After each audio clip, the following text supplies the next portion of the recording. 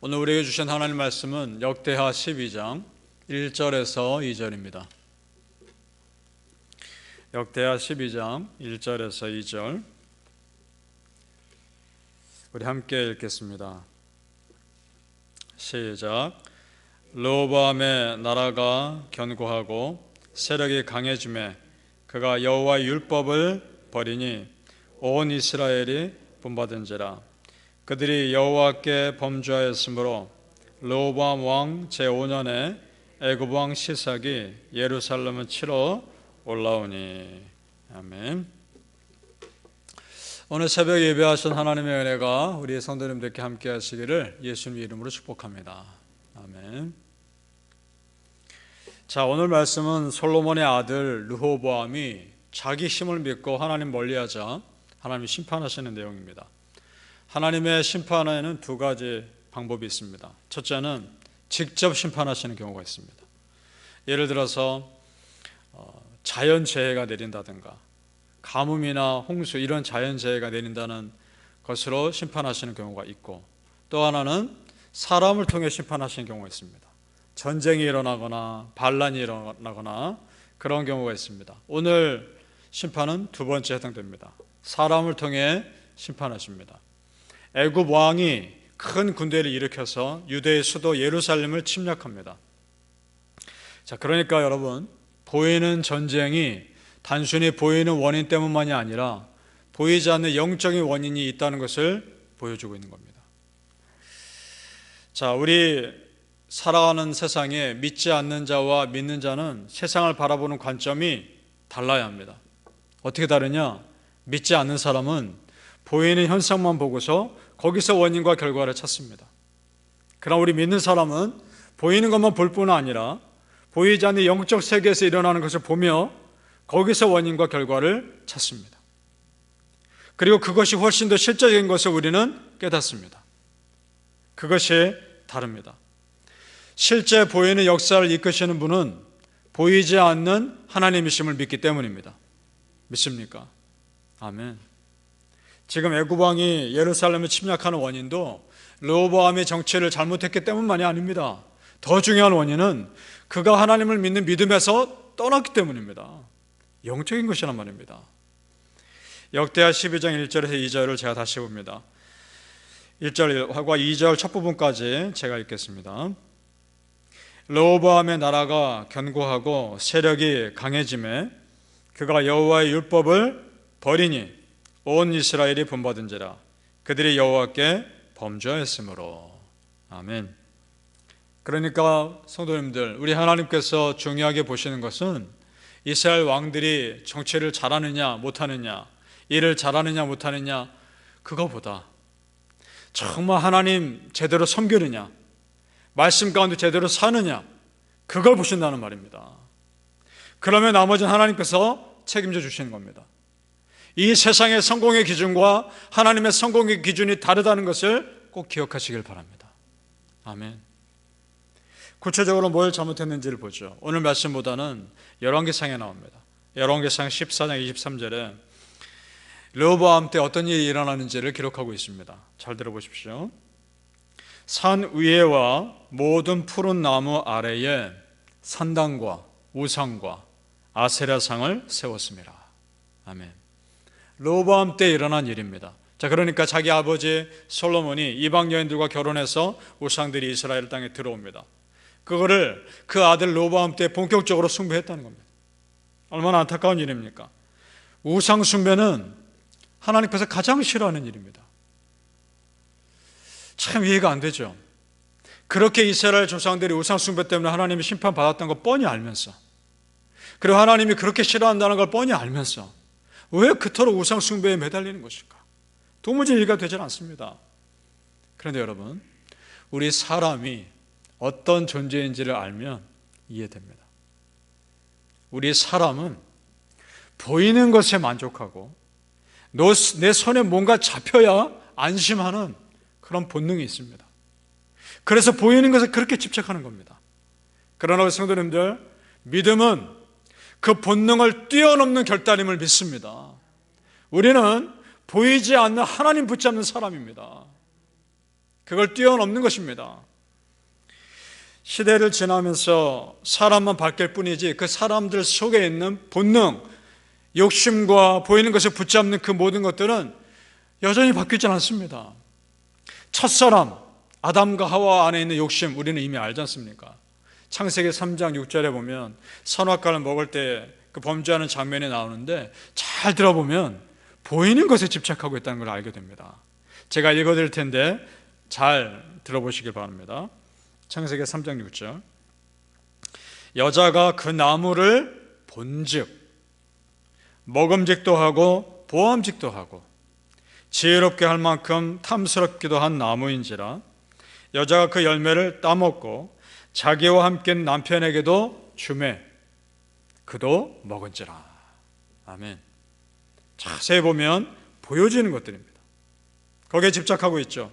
따라서 우리 성도님들, 지금 내가 무엇을 보고 있느냐, 무엇을 듣고 있느냐, 어떤 것을 경험하고 있느냐가 너무나 중요합니다. 이것이 내 삶에 영향을 끼치기 때문입니다. 우리 성도님들, 바라기는 여러분 삶의 주변에 할 수 있는 한 믿음의 환경을 만들어 놓으시기를 축복합니다. 예를 들어 이런 겁니다. 성경책 가까이 놓으십시오. 손 닿으면 언제든지 읽을 수 있게끔 곳곳에 성경책을 놓으십시오. 그게 힘들면 포스트잇에 말씀이라도 적어서 곳곳에 붙여 놓으십시오. 그리고 찬양을 언제든지 들을 수 있는 환경을 만들어 놓으십시오. 틀면 바로 들을 수 있게끔. 이런 것들 작은 것에 불과하지만 굉장히 중요한 내 삶의 믿음에 영향을 줄 수 있는 것들입니다. 할 수 있는 한 보이지 않는 은혜에 집중할 수 있는 환경 만들어 놓으시기를 축복합니다. 은혜에 노출시키실 수 있기를 바랍니다. 르호보암이 처음부터 이렇게 잘못된 길을 간 게 아닙니다. 왕이 된 처음 3년은 그래도 믿음대로 살았습니다. 그때는 하나님이 지켜주셨다는 겁니다. 우리 바로 앞장이니까 역대하 11장 16절에 17절을 보시기 바랍니다. 16절에 17절 어디까지 읽냐 하면 17절에 르호보암을 강성하게 하였으니 거기까지는 읽어보죠. 16절부터 시작. 이스라엘의 모든 지파 중에 마음을 굳게 하여 이스라엘의 하나님 여호와를 찾는 자들이 레위 사람들을 따라 예루살렘에 이르러 그들의 조상들의 하나님 여호와께 제사하고자 한지라. 그러므로 3년 동안 유다 나라를 도와 솔로몬의 아들 르호보암을 강성하게 했으니. 아멘. 자, 보세요. 강성하게 하게 되는 이유도 영적인 것입니다. 하나님 잘 믿었더니, 하나님을 찾았더니 강성하게 하셨다는 겁니다. 믿습니까? 여러분, 우리가 그러면 생각합니까? 나라가 점점 강해지자 순수한 마음은 사라지고 이제 사람 힘으로 될 것 같으니까 하나님을 떠나는 착각에 빠진 겁니다. 성도님들, 우리는 하나님 없이는 살 수 없는 사람들입니다. 믿습니까? 하나님 나 안 도와주시면 우리는 순간에도 무너질 수 있는 사람들입니다. 그리고 하나님 도우심 받는 것이 결코 부끄러운 것이 아닙니다. 오히려 축복입니다. 그래서 성경에서는 우리가 여호와의 그늘 아래 사는 것이 축복임을 그렇게 말씀하고 있는 겁니다. 우리 성도님들, 이 성경 말씀 정말 믿습니까? 그렇다면 이 말씀대로 이끄실 하나님, 그 하나님을 기쁘게 해드리는 삶 사시기를 예수님의 이름으로 축복합니다. 아멘. 르호보암이 자신의 죄를 깨닫고 겸손히 회개하자 그래도 하나님은 그 생명은 건들지 않으십니다. 죽지는 않게 하십니다. 그런데 회초리는 드셨습니다. 우상 숭배 너무나 싫어하셨기 때문에. 그래서 예루살렘이, 애굽 왕이 예루살렘까지 들어와서 그 성전까지 짓밟고 왕궁과 성전에 있는 온갖 좋은 보물들 다 가져갑니다. 하나님을 믿어야 할, 예배드려야 할 성전이 이방인들에게 짓밟힙니다. 그런데 이 놀라운 것은 이미 솔로몬 때부터 하나님이 경고하셨다는 겁니다. 자, 성전보다 더 중요한 것, 성전에서 예배드리는 사람들이어야 한다는 것을 이미 경고하셨습니다. 열왕기상 9장 6절에서 7절에 이렇게 말씀하고 있습니다.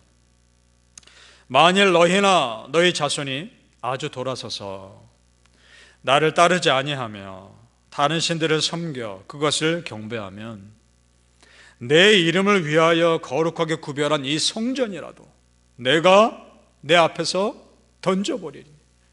아멘. 이미 경고하셨습니다. 하나님 보시는 건 성전 귀하지만 성전보다 더 중요한 건 그 안에서 예배드리는 예배자들입니다. 예배자들이 하나님 앞에 바로 서 있지 않고 바른 예배가 드려지지 않으면 이 성전 하나님 앞에서는 의미 없는 것입니다. 우리 성도님들, 하나님 앞에서 바른 예배자로 서시기를 축복합니다. 아멘. 르호보암 왕이 이렇게 믿음의 길에서 벗어난 영적 원인이 무엇일까? 오늘 말씀에 힌트가 나옵니다. 13절 14절을 보시기 바랍니다. 르호보암의 어머니는 이란, 거기서부터 14절까지 읽어보죠. 시작.